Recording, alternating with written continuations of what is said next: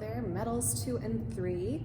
I'm going to show you today how to form and then fuse together the cylinder for your Pewter Tavern mug.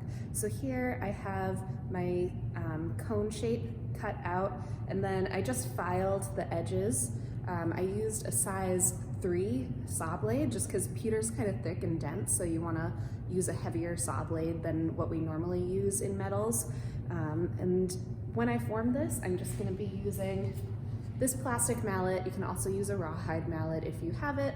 And I'm not actually going to try to make this perfectly round at first. I'm going to round it off slightly, but then I want to bring these two ends together, and my shape is probably going to end up looking kind of like a little oval like this, a little flat at the top.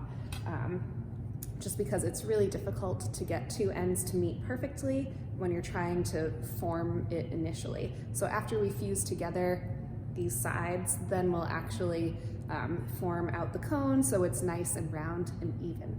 And then the other thing to note is that I'm actually gonna leave a little bit of space between these ends right here, about the thickness of my metal.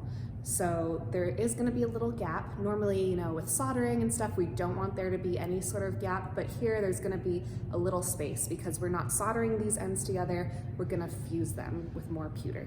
All right, so let's get forming. Got my stake right here.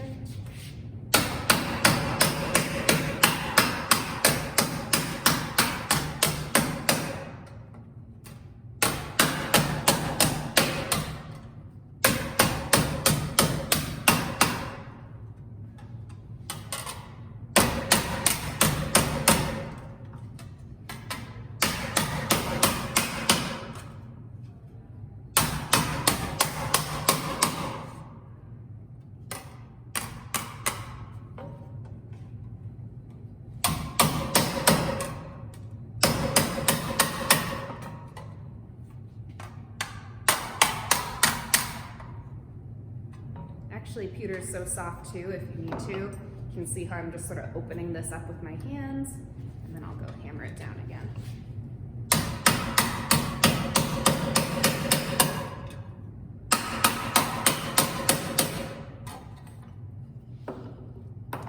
And I'm actually gonna just try to bend this back and forth.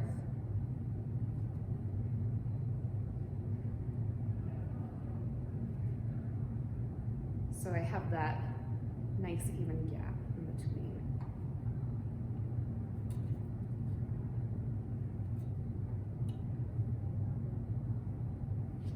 All right, let's come back here.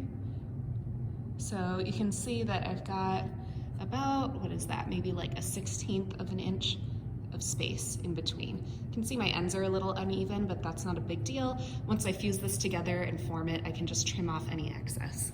Oh, and something that's important to note is that pewter, it's incredibly soft. It never work hardens.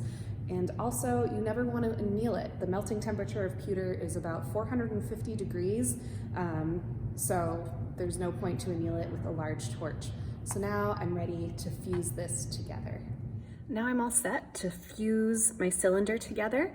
Something I want to point out, I've got a few thin strips of pewter. They're about 1/4 of an inch wide that I cut from my big piece of pewter. This is what I'm going to use to fuse together these two ends. Also, the bricks that I'm using, these are pewter only bricks. They're not anything different from the regular soldering bricks we use.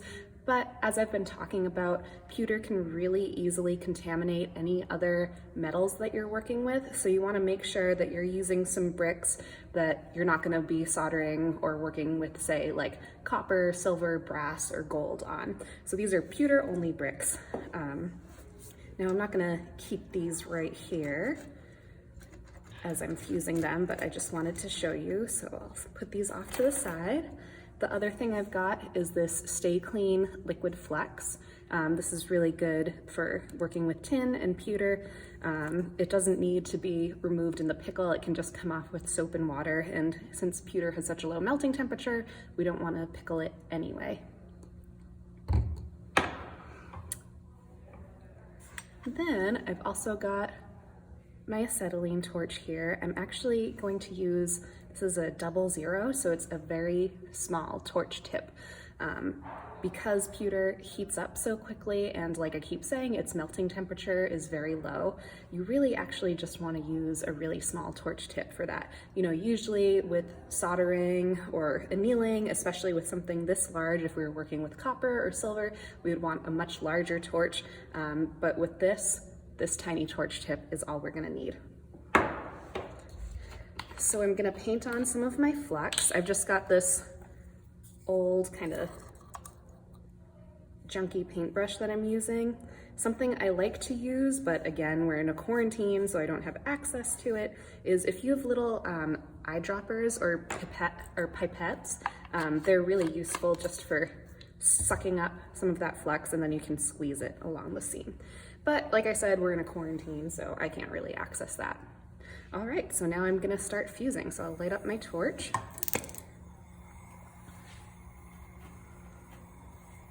And grab one of my pieces of pewter, and I'm just gonna melt some little drops of pewter, maybe about like 1/4 of an inch apart, all the way down the seam.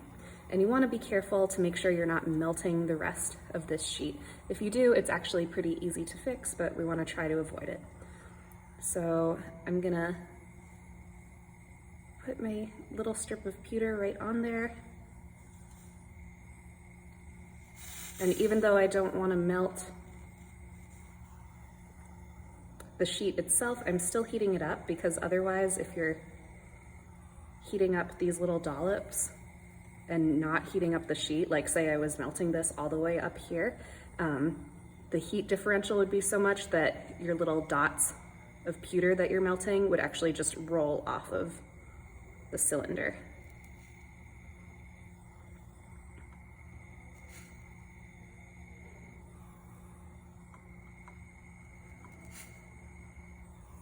Go.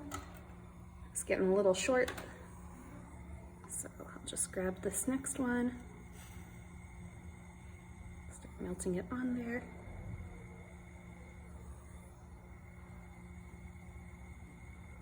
So you can see this melts very, very easily. And the reason why we're fusing this seam as opposed to soldering it is because pewter solder tends to be very brittle. So it can break really easily when you're hammering it, even if you're not hammering something very large scale. So just by fusing these two ends, we'll have a better connection and we can form it. You always want to be careful when you get to the ends too, because those can melt pretty easily. So now you can see I've got all these different beads going down my seam, and now I'm just going to start heating them evenly until they spread out and fill up that seam. And if it looks like your whole piece is getting too hot, like if it looks like this sheet of pewter is gonna start to melt, you know, I would just let it sit for a little bit, cool off, and then come back. Okay, so you can see that end started heating. Just gonna go down like this one by one. Oops. So you can see I got a big hole in there, but actually it's not a huge deal. It's a little annoying to deal with, but I can just put another piece of pewter right in there and fuse it together.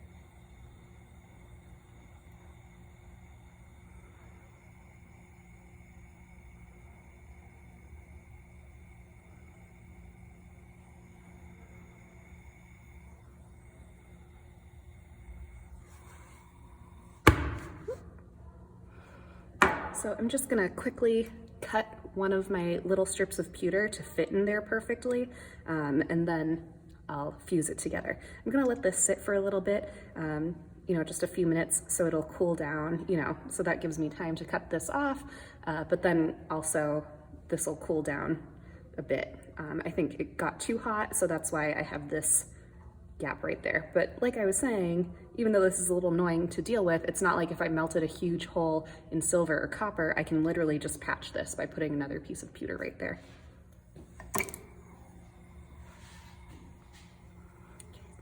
You can see that I cut a little piece of pewter to patch up that hole that I've got. And I'm just gonna do like what I did before. So I'll heat up this little strip of pewter that I've got in order to fuse that on there.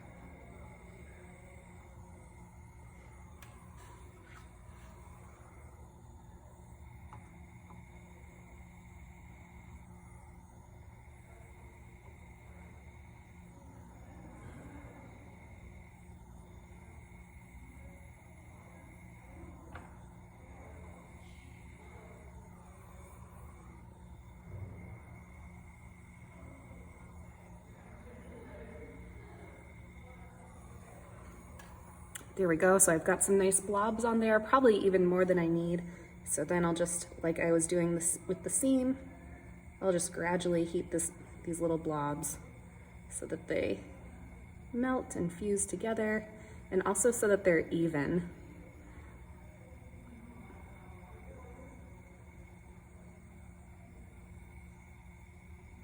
So you want to try very carefully not to have any weird ridges on the edges of your dollops of pewter. You want it to be as smooth as possible.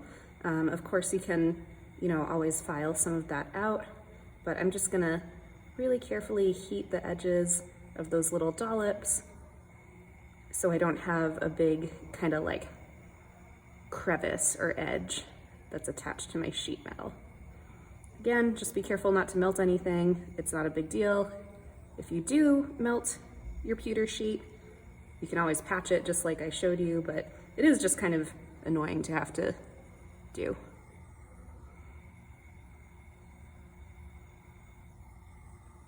All right.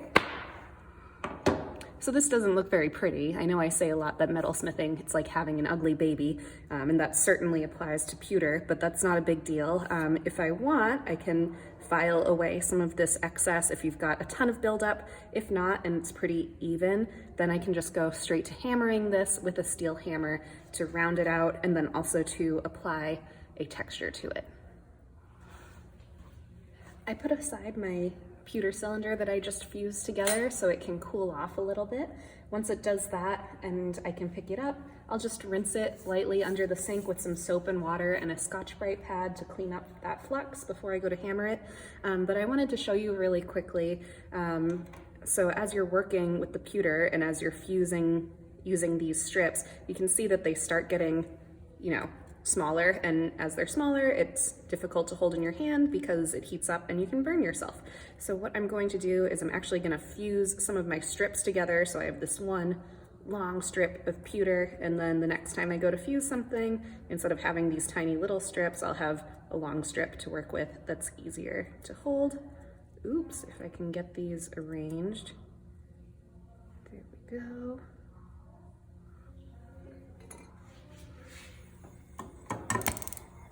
And I'm using the same small torch, and I'll just fuse these together like that.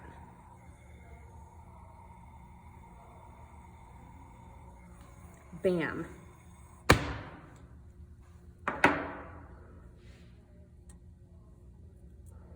So this isn't very pretty, but now I've got a nice long stick of pewter that I can fuse with, and it's not gonna heat up as quickly.